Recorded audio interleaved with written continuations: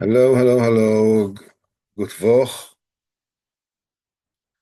Bezat Hashem, the next time we'll talk, will already be a new month. Chodesh will be Chodesh Iyar. So, a good Chodesh to everyone. We will learn the Sipurey Baal Shem and the Sichos Haran for this week. So, the story for the Pesach by the Baal Shem Tov, the preparations for Pesach by the Baal Shem Tov were always done with tremendous simcha and rejoicing, and his great talmidim were, were coming to him to do the Seder Pesach. I mean, you can imagine Seder Pesach with Baal Shem Tov with an amazing elation, being the Seder Pesach. All the lights, all the motion, all the intellectual faculties possible, the great, the small, the constrictions, and the expansions, everything comes down. Baal Shem Tov, the Tzaddik Ador, everything comes down. Amazing. Interesting to note that Anash never spent Seder Pesach with Rabbeinu. Rabbeinu spent Seder Pesach with his family. Reb Nosson saw him once. He was passing by the door. Door was open. Reb Nosson passed, and he saw Rabbeinu sitting with his family for the Seder. That's the only time he ever saw him Seder Pesach.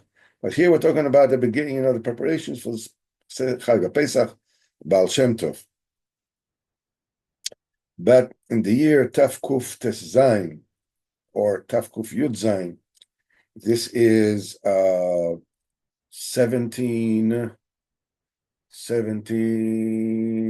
67, 66 or 67, I think.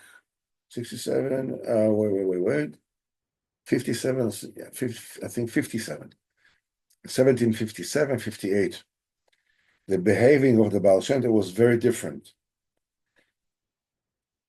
The day before, when they were drawing the Maim Shalanu, he was in tremendous simcha. By the evening, time of Dikas Chometz, he seemed very, very sinister, very, very serious. And in fact, even he was like almost like unhappy, as it were. So the Talmidim understood that something really extraordinary was taking place. And it is, throwing a shadow over the Simchas Yom Tov, Beshnet Chag, and, they themselves were scared from that. At night, after the Chometz, the Baal Shem Tov called 10 of his Talmidim and asked them to do a Tink Chatzois with great devotion. So now they understood, the Baal Shem Tov is attempting to ameliorate and to sweeten a very harsh decree. That only his pure eyes were able to see that. By the morning, they saw the Baal Shem Tov's face were as dark as they were before. It was pale and very, very strict. And he asked the Talmidim during the tefillah of Erev Pesach to use the kavanas, the intentions of Rosh Hashanah. And after the tefillah, the Mashetos, the Torah talks about bitochen, what is it, true bitochen, that even when a person does not see any chance for redemption. By the way, this learning we're doing tonight is for the refuah of Esther Tamima Bas Dina Edel, and B'dat Hashem Asher refuah Shlema to our friend Avram Ben Fega. Feel good and be energetic and happy. So, she says, even when a person does not see any kind of way out, he trusts HaKadosh Baruch Hu and believes in his Yeshua. And the Baal Shem Tov says that the main expression of bitochen is simcha, joy. If you are, whatever state you are in, and you are in a state of joy, that means you trust Hashem. So after he said that, the countenance of the face of Baal Shem Tov looked happy, but it was like still tinted with awe, with fear. That's the way the day went on. Then during the baking of Masas Mitzvah, Baal Shem Tov was in tremendous simcha. And then Tfilas Mincha again, he instructed the Talmidim to use the meditations of Rosh Hashanah, and which is day of judgment, and everybody was very fearful again. Came the Lasedo, the holy Talmidim sat around the Rebbe. They waited for his amazing dissertations and explanation of what was going on to the Agoda. This year, the Baal Shem did not lift his eyes from the Agoda. Just read it, with tremendous supplication, and didn't stop even one moment. Just went through the whole thing straight. And that causes a great tzar to the Talmidim. Then the Baal Shem Tov became quiet, and he meditated, and he reflected, and the Talmidim were also meditating and dveikus and fervor. Suddenly, the Baal Shem Tov starts laughing, and they see that his eyes are closed, his face is burning like fire, and he's laughing with tremendous, tremendous inner rejoicing. After a small time, went by, and opens up his eyes and says, Mazel Tov, Baruch Hu, Baruch Shmo Gadol, that is choosing the Torah and Moshe Avdoi, Israel Amai, and he's choosing his people, Israel, that are bigger and accomplish bigger things than Yisrolik Baal Shem Tov. That's the way he said it. So Talmidim had, tremendously happy. The Baal Shem Tov he's the leader of the world spiritually, and and therefore also physically. So when he's worried, there is a reason to worry. When he's happy, then there's tremendous reason to rejoice. And nobody dared to ask him, what was going on, but nevertheless, they hope that he will, and he actually did. And he says, in Erev Pesach of that year was a very severe decree that was hanging over one of the villages around the area, and the Gentiles of that place, had incredible hatred towards the Jews, and they decided Dafka, and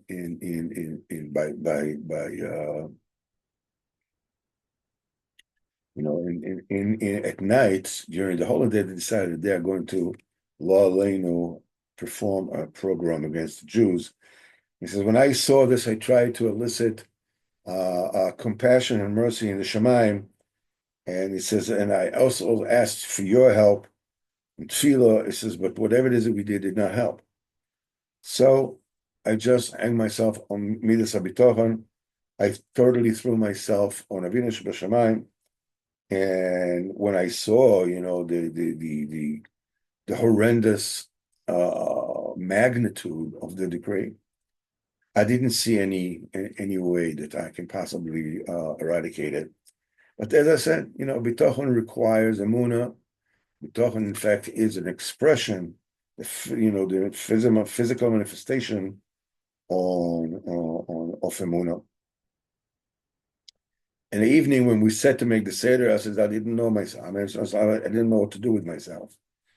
And suddenly things changed.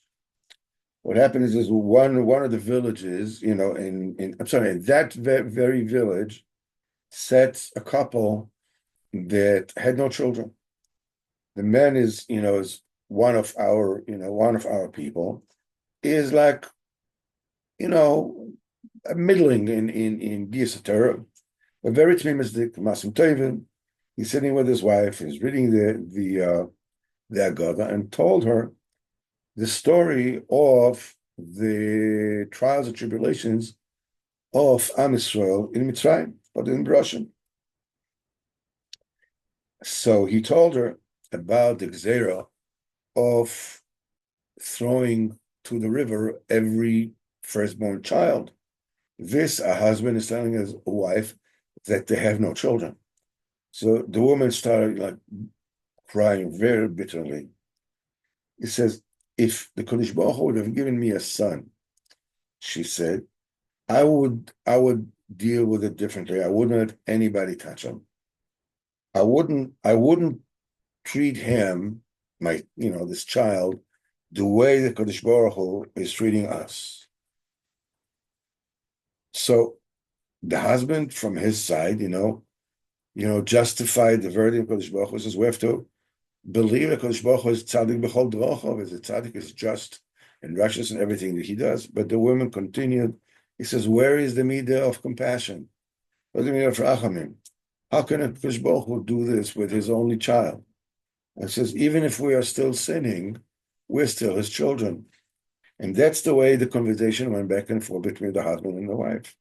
The husband is justifying Kodesh Baruch Hu, and the wife is, claiming Kodesh Baruch Hu had to have more rachmanos on Israel.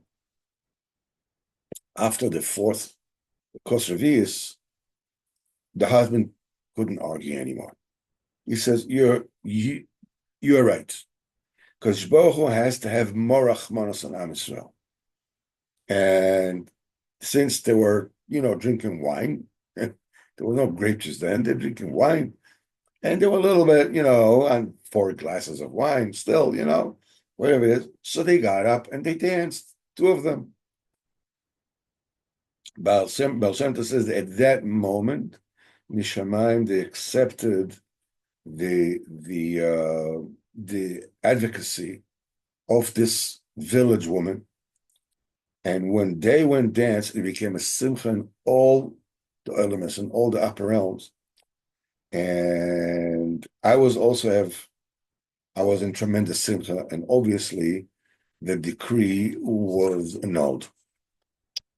Ad kan, the Sipur from the Baal Shem Tov,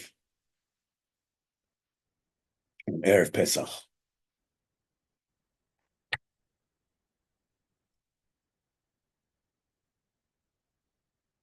The story is very familiar in its theme. There is the Baal Shem Tov is very, very severe. He is in because he realizes what's going on.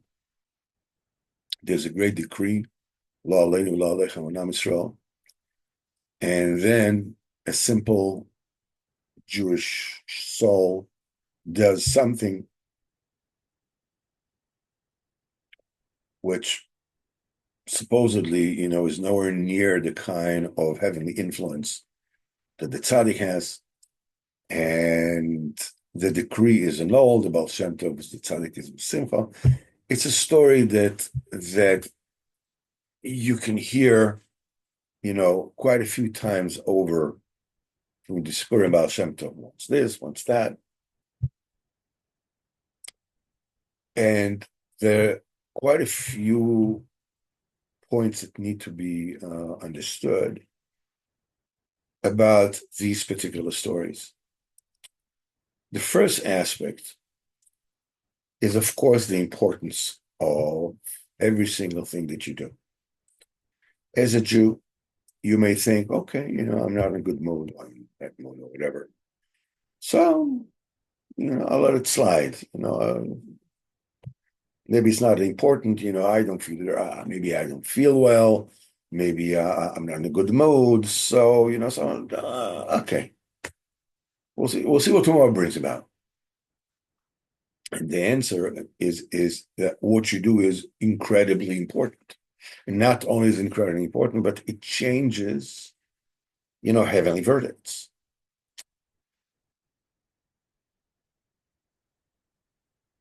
So supposedly, what is the big news about the fact that Baal Shem Tov sees that this thing? Is it just the fact that he sees what we do not see? Really, these things take place all the time. Only we don't know them because we don't have the Baal Shem Tov to let us know that this is what happened. But it is more than that. According to the story, is that without that particular work of or deed of these simple Jews, the Baal Shem Tov by himself cannot know the verdict. That said, we have to understand that by the action of these simple people, without the Baal Shem Tov, it also wouldn't do anything. It is with the koyach of the tzaddik and the Baal Shem Tov that is doing whatever it is that he does.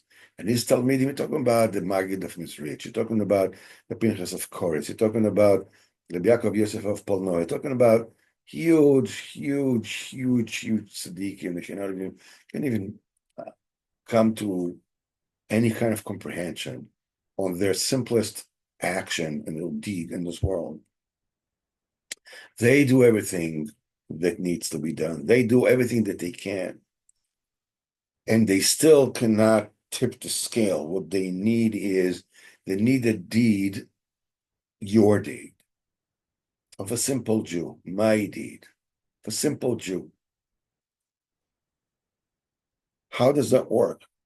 Rabbeinu says that, Elisha, call it Elijah, they call it in English. Sometimes it's called Elisha, sometimes it's called Elisha, Isha Elohim, the man of God. He says, what's the difference? Why is something called this? Sometimes it's called that. So he said, in those days, being that prophecy was accessible to people, the people there were academies, there were prophecy academies, in which the novices there, called Bnei Nevi'im, they're the novice prophets, learned the spiritual technique of getting into prophetic state. Now, the thing is that practically all of them, gained, entered prophetic states. To understand a little bit of what does it mean to get into prophetic state, if you want to understand how nearly impossible it is, try to stop thinking for a minute. Like, don't think anything. How long does it last? Maybe a couple of seconds, and suddenly you're thinking, hey, I'm not thinking. But of course, that's thinking. In other words, you enter the state of neutralness, thoughtlessness. You're not thinking anything, and you're being thrown off it. You can enter it again, and you're being thrown off it. You enter it again, you're being thrown off it. The Maharal of Prague, when creating the Golem, entered that nowhere's land, him and his son-in-law, for 24 hours straight. Here we're talking about,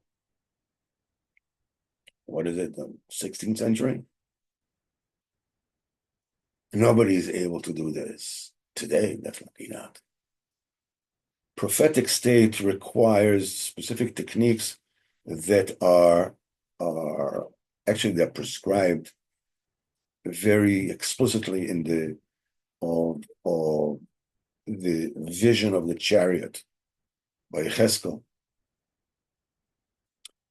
And when all the novices, all the prophecy novices of the time, they would able to acquire the spirit of nevuah, and they were able to prophesy. So the thing is that we are existing in a level of the Malchus. Tonight, we just counted 14 days to the Omer, which is Malchus Shevi Gevura. So Malchus is the lowest level there is. Now, prophecy, the visions, are brought down from above to the level of Netzach and Hod. This is victory and splendor, which are above the Yesod, above the foundation, which flows the bounty to the Malchut. In the Malchut, you can only hear a baskol, but you cannot see visions. In order to prophesy, the prophet has to rise from the Malchut. You're talking about here, you're talking about through meditations, meditations of certain Shemos Kodesh and whatever it is. And through meditation, a person ascends from the Malchus through the Yesod, through the foundation, to the place of the Netzach and Hod, and over there see the visions, and being able to interpret them according to Torah and the Eitz Chaim, the Kabbalah that they learn in those academies. Now, very few, obviously, of the prophecies that the novices were able to achieve are written down, because very few of these prophecies have an eternal consequence on Am Yisrael. Only those were written down by Yeshayahu, by Yecheskel, by Yirmiyahu, by all the prophecies that have to do with the destiny, with the overall destiny of Am Yisrael. Those were written down, but there were nevuahs happening all the time. They were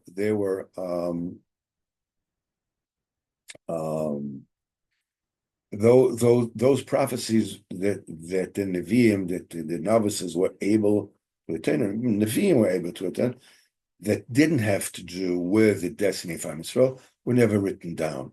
Now, the thing is that when the novices went together with the prophet, then their combined strength enabled him to reach a level of being Isha Elokim, the man of God. When they were not with him, he's called Elisha. When they're with him, they're called Isha Elokim. When the Talmidim are together with the Rebbe is able to reach a point, a level which is above the station that he's usually able to reach. So it is the avodah of the regular people that are controlling what they're thinking about, and whatever it is they shouldn't think about, push it away. And if you catch yourself that you're still holding by that, push it away again. And but I'm already an hour into it, I'm already doing research on the internet to find out what kind of boat I can travel, whatever it is, and do whatever it is. Just push it away. Just push it away. Just whenever you get to it, just push it away. The tzaddik and his talmidim get this avodah and do with it amazing things. L'tovas Am Yisrael.